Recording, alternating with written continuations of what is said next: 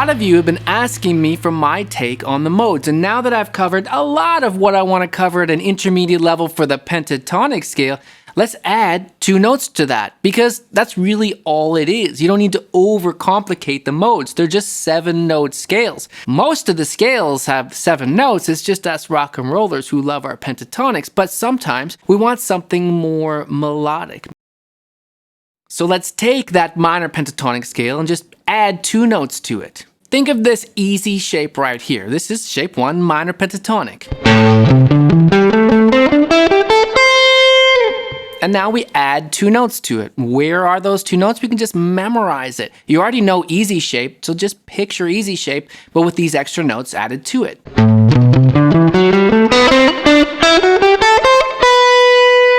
But wait, I said there are only 2 notes. That's more than 2 notes, but it isn't really. Of course, those 2 notes are going to show up in different places on the fretboard. In this case, with this shape, we've got them in 2 different places. It's really still just, what is it? F sharp, right? And B. It's just those 2 notes, F sharp and B, that we're adding.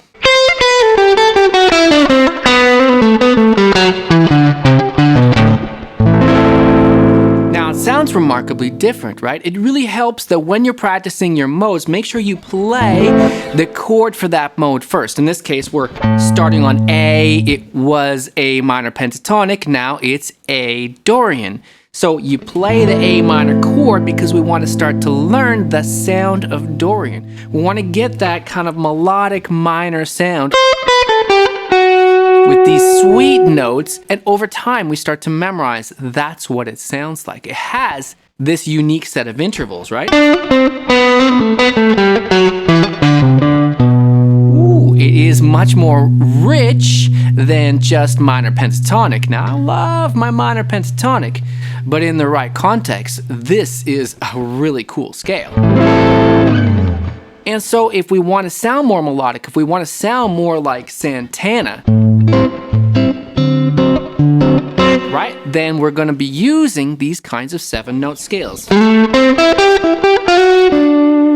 That one's Oye Como Va, which is a classic Dorian song. It's just got 2 chords, A minor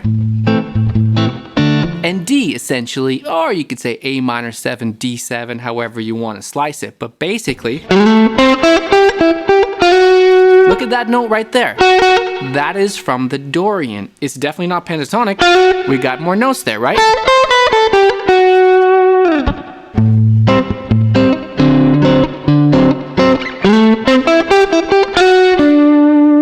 Other songs you could think of are very Pink Floyd stuff like Breathe and Another Brick in the Wall Part 2. Or there's one of my favorites, which is Chris Isaak's Wicked Game. What a fantastic song that is. What an awesome chord progression. And the reason why that song sounds like it does, it's moody but melodic, and it's not quite as sad as a regular minor scale.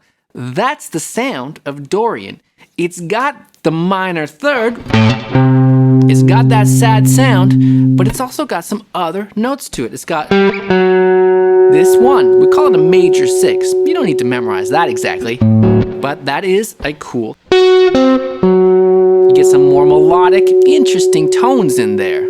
Another cool one is Riders on the Storm by the Doors. Now, some of that song is just in A minor, but some of that song is in A Dorian. You can hear it starting in the 2nd verse. That's where it sounds more like this.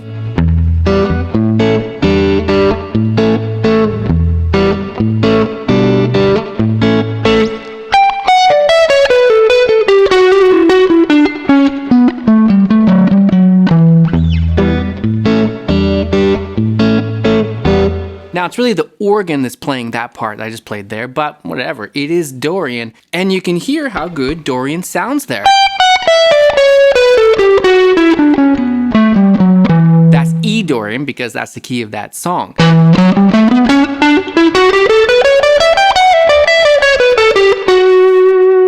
You see how colorful some of those notes are.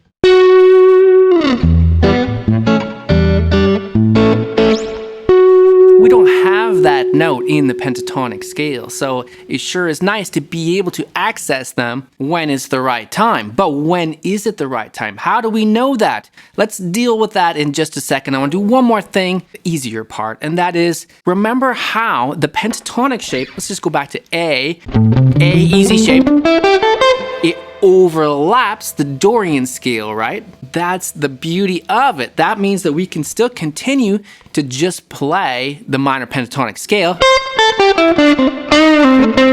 and then occasionally dip into those Dorian notes to get the more melodic, interesting tones. If we think of the chords to Wicked Game, let's see, do I remember what they are? They're A minor, G, and D, that's right. If we think of the A minor, well, the notes of A minor pentatonic, they're in the A minor chord, that's fine. The G chord, maybe we want that B note that's in Dorian. That note is not in minor pentatonic, but it is in the G chord. And we can see that's why the scale ends up sounding so melodic. But keep in mind, we can still use all of our classic rock minor pentatonic licks whenever we want because they also work. Thus, scales overlap. You could even do the Jimmy Page, as I call it, but then alter it to use one of those other colorful tones. And what about the other chord in Wicked Game is a D chord. And the D chord has F sharp. F sharp is not in A minor pentatonic either. So we might want that tone to highlight the D chord. We can see it sounds good. We can hear it sounds good on that chord specifically. Now we don't need to be that careful. All three of those chords, A minor, G, and D, are in the Dorian scale. So we don't need to be so careful as to wait for those moments, but those are really good moments to target those tones.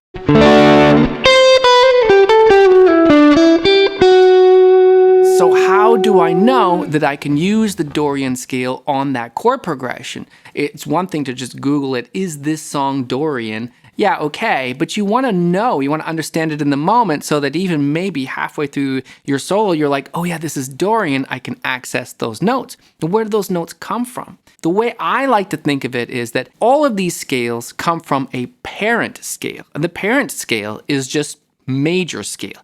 Plain old major scale. So let's take G major scale. G major scale has these notes. This is like the do, re, mi, fa, sol, la, ti, do. And in this case, G major is G, A, B, C, D, E, F sharp, G again. That's all it is. Think of that as our parent scale.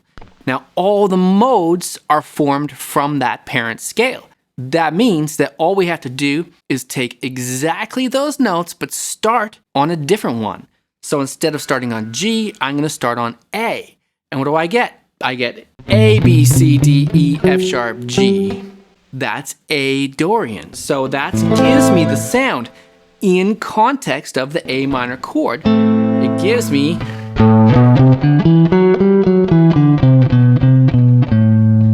that moody sound. It's interesting, right? It's the same notes as G major, but starting on A and in the context of an A minor chord. Because if I was on a G chord, or if the song didn't even have an A minor chord, it wouldn't be A Dorian, right? It would just be G major. Do, re, mi, fa, sol, la, ti, do. But this isn't. This is moody.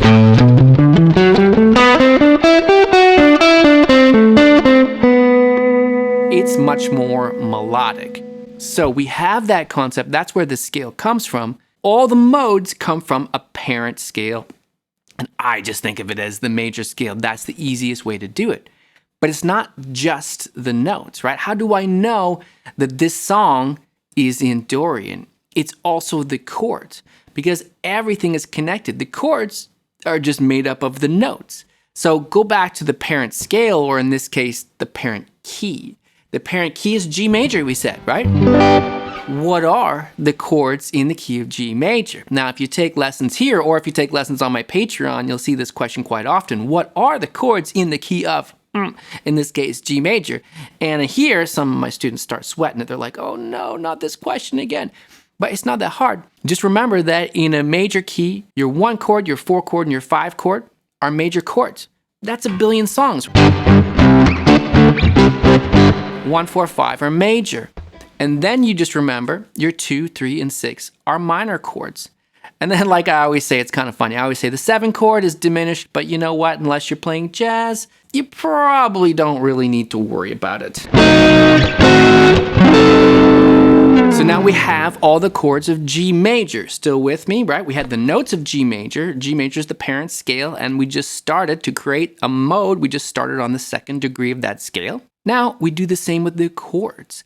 We start with the 2nd chord of the scale of G major. The 2nd chord was A minor, because if all of them are G major, A minor, B minor, C major, D major, E minor, F sharp diminished, then instead of starting on G, we take the exact same chords, but we start on the 2nd degree. And there is the magic number for Dorian. If you remember anything about all of this, is just remember that Dorian is 2. It's the 2nd mode. And you can always just do the math if you remember that Dorian is 2. It might take you a moment, and definitely my students here are kind of like, oh yeah, Dorian is 2. I gotta figure it out, and they figure it out, but they can figure it out. Whatever key they need, always relate it back to the parent key. So let's go back to, let's say Oye Como Va. Oye Como Va only has two chords.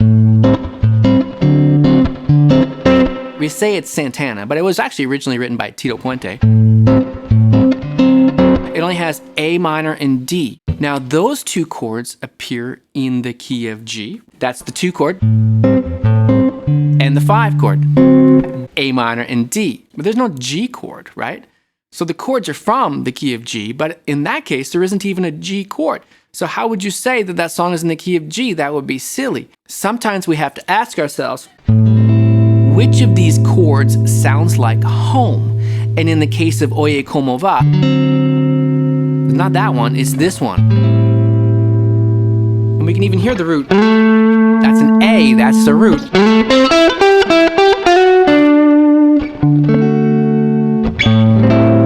So is also about context. That's what's so weird about modes, and this really blows everyone's mind, because a lot of times you're like, well, how could that be? It's the same notes as G major. It's the same chords as G major, but the context matters. That's the point, is that now G does not feel like the 1 chord, the home chord. It's not the home chord. It's A minor. Let's take another example. Let's take Wicked Game by Chris Isaak. It has these chords, A minor, G, and D. It just floats along, right? It never feels like it resolves to the G. It always keeps coming back to A minor. Magically, some weird human thing that does to our brains and our ears, we start to hear A minor as home, as the 1 chord, not G. But the chords are all in the key of G, right? We looked at that. G, A minor, B minor, C, D, E minor, F sharp diminished. They're all in the key of G, the parent key. But G is not home. A minor is. And that's why A Dorian works.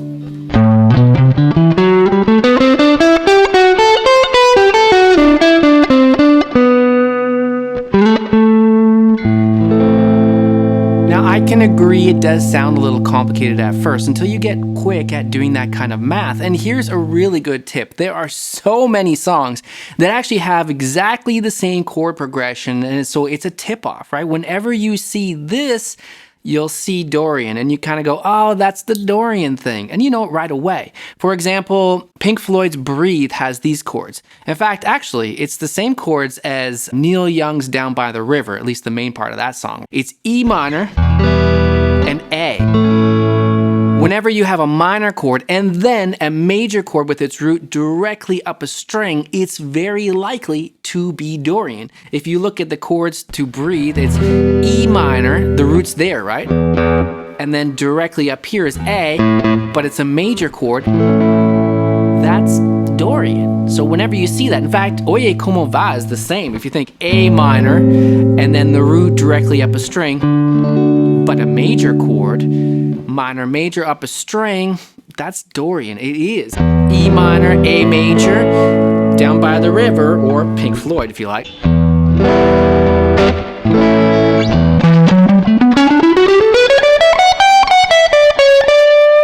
And there's another really important mode, and that is the Mixolydian mode. We've covered that a little bit here in this video if you want to explore modes a little further. My name is Blue Morris, and I teach guitar lessons right here and on Patreon. I'll see you in the next one.